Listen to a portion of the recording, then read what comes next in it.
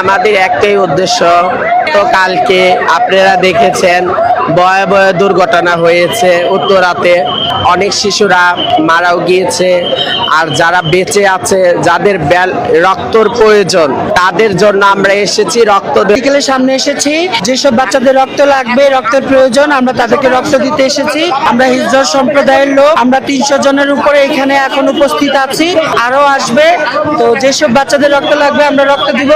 আমরা যদি ওইসব বাচ্চাদেরকে আমাদের শরীরের অঙ্গ থেকে রক্ত দিতে পারি, একটা মানুষ যদি আমাদের রক্ত পেয়ে বাঁচে, আমরা অনেক খুশি।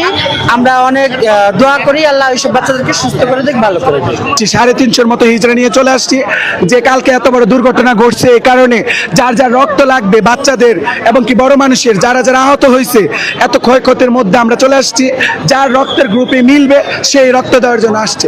মূলত সব হিজড়া এখানে অ্যাটেন্ড হয়েছে রক্ত দেওয়ার জন্য। যার শরীরে যতটুকু রক্ত নেওয়া যাবে ততটুকুই দিবে। সবাই প্রস্তুত, আপনারা নিয়ে যান আমাদের মতো।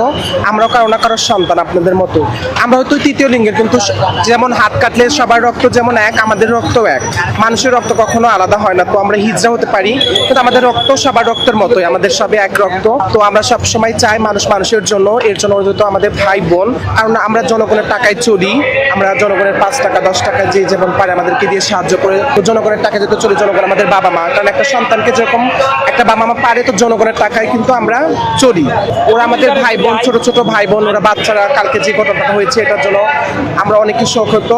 তো আমরা আসছি, আমরা হিজড়া জনগোষ্ঠীর সবাই আসছি, আমাদের গুরুমারা আসছে। অবশ্যই আমরা রক্ত দিব, এবং পাশাপাশি অন্য কোনো যদি সাহায্যও লাগে, আমরা ইনশাআল্লাহ আমরা হিজড়া জনগোষ্ঠীর যারা আছে সবাই আমরা চেষ্টা করব, যতটুকু পারি আমরা আমাদের সামর্থ্য অনুযায়ী আমরা চেষ্টা করব যেন আমাদের ছোট ভাই বোনগুলো যেন তাড়াতাড়ি সুস্থ হয়ে যায়। এবং আল্লাহর কাছে দোয়া করি আল্লাহ প্রত্যেকটা ফ্যামিলিকে যেন